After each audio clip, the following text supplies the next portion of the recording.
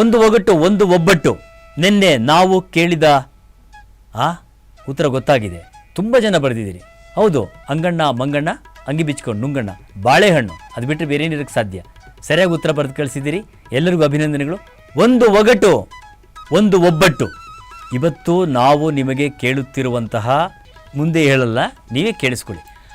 ಅಬ್ಬಬ್ಬಾ ಹಬ್ಬ ಬಂತು, ಸಿಹಿ ಕಹಿ ಎರಡನ್ನೂ ತಂತು.